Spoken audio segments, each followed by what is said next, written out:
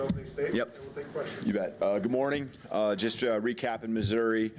Proud of the fight of these guys, and it's not just the last 3 weeks. It's the last really 5-6 weeks since we dropped week 1, and just the resiliency these guys have, and it's in games, and it's just them just sticking together. They're playing for each other. Just got to keep it rolling. It doesn't happen on its own. It happens through hard work. It happens through building trust and belief, through practice and great habits there, and it's carrying over to the football field, helping us find ways to win when it matters most. And so, team football, I think, probably some of the best team football stacking weeks on top of each other that I've ever been a part of. It's not perfect. You guys see that, but it's team. It's a team sticking together. It's a team covering for each other. Doing some of the things that we couldn't do a year ago.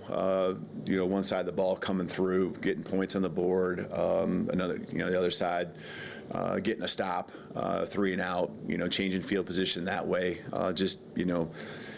Kicks when we need it, pinning teams back inside their own 20 in different games, just playing team football, and that's what matters right now. So I think there's a toughness that we have, and we talk about toughness wins. That's mental, physical, to emotional toughness. I think proud of the way our guys, turnover-wise, continue to win that battle each and every week.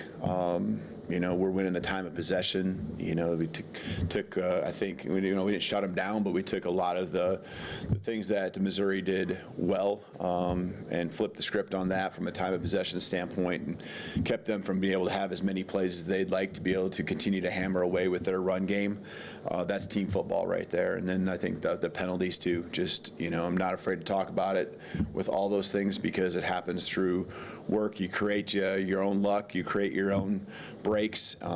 Could use a few more breaks when the ball was on the ground. Those will fall in our hands as long as we continue to hustle and get to it. But now the whole thing is about sustaining the energy, because each week, right? Each week has been stacked on top of itself, and these guys have been bringing it at a high level in practice, and get a great opponent with Tennessee coming in here this weekend. Understand the rivalry, and it's a lot of fun for our fans, and it goes back obviously generations. We understand how big of a deal this game is to them. We understand how big of a deal this game is to us right now in the season that we're in, and that's what we're focused on. But Coach Heupel, nothing but the utmost respect for him and his staff, just what they're doing and what he's done. Tennessee, his coaching career, an outstanding coach, great football mind. You can see it on the football field. You can see the culture that they've built there too, and looking forward to a great game. We need our fans loud, extremely loud. We need an environment, that's the best in the country here this weekend. Again, we're playing for a lot each week, and we appreciate the support we get. Our players feel the energy and feed off of it. So, Thanks, Coach. Start with Charlie on the right. Coach, I was going to see if you had an update on some of the guys that popped up on the availability report last week. That's Jalen Hale, Jalen Mbakwe, and Caden Jones. Jalen's been sick. Jalen Hale's been sick. That was the reason why he last minute got put on the report. Who else? Jalen Mbakwe and Caden Jones. Bach had a hand injury in practice last week, and he'll be back out there practicing, and we'll see kind of as the week goes on how he goes there. Obviously, he plays receiver, so that affects you a little bit. But there's other things he can do for our football team, and he's in great spirits, and so he'll go through that. Jam, and Derek will both be going through their protocol this week. Did I hit it on everyone? Caden Jones. He had to have surgery on an ankle injury, and so he'll be down for a little while. Far left, Chase. After the game, Ty said that he missed a lot of protection checks against Missouri. Is that ultimately completely his responsibility, or does some of that fall on Parker also? A lot of how we orchestrate it, I think, is pretty easy to see from a football mind. Just that, it starts with Parker getting things started, but Ty overrides everything. Ty makes he can see the big picture and knows really what he wants to get to. And so in the end, the quarterback, whether it's a turnover, and it's not his fault, it still falls on his shoulders, the protection checks. And so Ty, he holds himself to such a high level. He's going to take accountability for all of that. He's the one that needs to declare if something's not right or what he feels comfortable with, getting us into that protection. So we ask a lot out of him. He asks a lot of himself. And it doesn't surprise me that he holds himself accountable for all of that. Let's go to Nick on the far right here. Yeah, kind of the weekly Caden Proctor question about the latest use of him. What did you see in that play, and kind of a unique setup with Parker being on the very edge of the line, snapping it backward like that? Just kind of what goes into that working? Yeah, I just think, Ryan Grubb and our offensive staff doing a great job, not just with that play, but everything we're doing, continue to force the issue, have creativity, force defenses to have to think about what's next, whether it's with that package or other things that we do. We're using it in big moments, it's something that we feel isn't just this exhibition. It's something where we feel like KP can do some things, and there's a positive in a way where we can gain yards in critical moments with him. So there's a trust that we have in him. So again, I think just in general, Ryan Grubb just doing a great job, continuing to push the envelope for our whole offense to continue to attack teams in different ways. People always think attack vertically in the passing game, but there's other ways to attack people, and doing it in those moments, it's great to see our guys execute and do a good job. Got a first down. 2 questions on the front row. We'll go to Emily Graves and then Colin. Coach, when you look at the Missouri game as a whole, you mentioned the resiliency that this team has. Is there a moment that sticks out to you that really defines it, whether it was a conversation you had with the player, or something you overheard, or just what you saw on the field from your team? I think there's a lot of them. I think the first drive of the game, they go down the field on us, and we respond offensively with a touchdown. And then our defense goes back out there and gets a stop, and then we respond again. No one relaxing, no one flinching, even in that just sequence, 2 offense, 2 defensive series. Then I think the beginning of the second half, when we put the ball on the ground and give them a short field, they score a touchdown. That's a time where all of a sudden we had a 10-point lead, and now it's within a minute really of time on the clock, because it was the end of the half. They got a field goal and then a touchdown. All of a sudden we're in a tie game. And so, what's that look like? And it's coming back, and you can see it. And I know your question's about certain conversations, but I think it's just the look in our guys' eyes. They're in the locker room at halftime. I've referred to this a couple of times. They're looking to solve problems. There's energy. There's excitement to go back out there and continue to execute.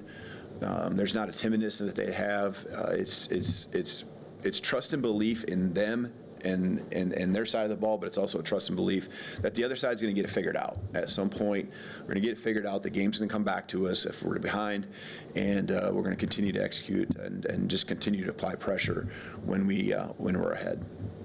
Colin? Hey, Kalen, you already mentioned this a little bit in this opening statement, but you guys are currently tied for the longest home win streak in college football. I'm curious about what separates your home atmosphere, whether it's from past places you've been or, just in your 2 years here. What separates Alabama's home atmosphere? Mm-hmm. Yeah, it's a great environment here. I think it's the feeling you even have with the walk into the stadium, and there's just the players. We pull up in the buses, and you can see everyone's ready to go. We better make sure we hold our end of the bargain too. And so, that honestly goes into the week of preparation and the understanding of what it's even going to feel like when you're practicing on Tuesday. The excitement, that leads into wanting to make sure that we're at the top of our game on Saturday. So, and then you get in the environment, and you need crowd noise to affect the timing of the snap count for the opponent, the momentum and what that brings, when we're making plays. And so just huge to have that energy being at home. I think that would go for a lot of programs, but it's definitely a big deal here for us. Go to Katie in the middle of the room. I know you haven't been here for his whole time, but just what have you seen from Keon Keeley and his development and waiting his turn? And then Kane just talked about him having that big moment in the game on Saturday and just kind of the way he's come along. Yeah, he just has done a good job of just being patient. And but there's just there's reasons that have kept him from getting on the football field that he just continues to work on.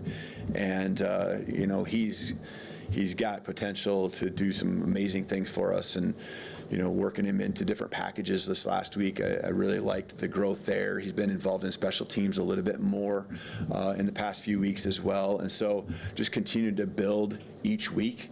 And as he gets more and more comfortable, I can see that impact being greater and greater. And so I'm really proud of who he's just a great kid in general. That's what makes it fun being on the football field with him. That's what makes you want to pour everything you got into him and help his growth. And then, he's humble and, obviously can make some plays. And so I'm looking to see more and more of him in the weeks ahead. Go to Jamie on the front right.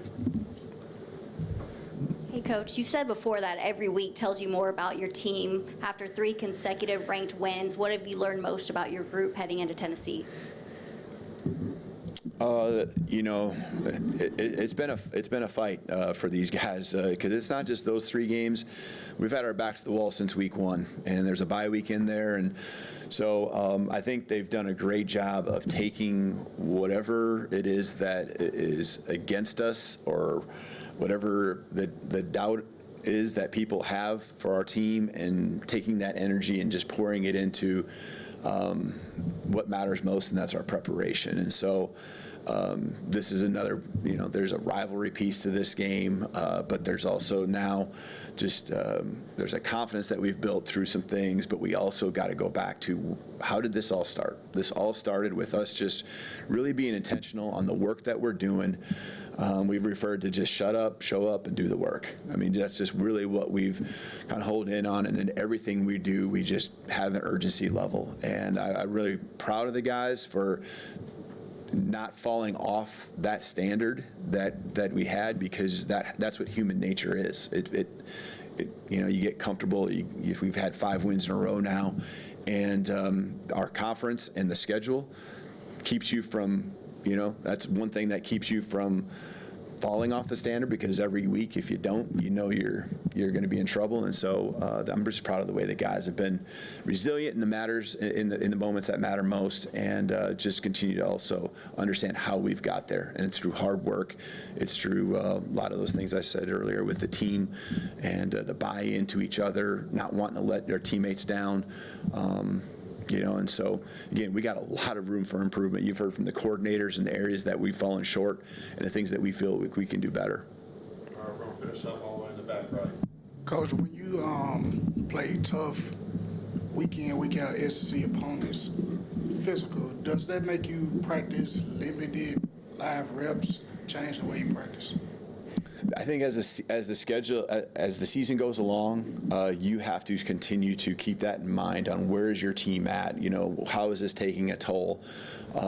Right now, I feel we're always monitoring it, but the pedal is down right now for our guys, and the GPS and all that kind of stuff. I mean, there's other ways that we used to not be able to tell where our guys are at, and I think from a practice habit standpoint, we practice as hard as you could imagine, and there's proof in that. It isn't just something that's just the eyeball test.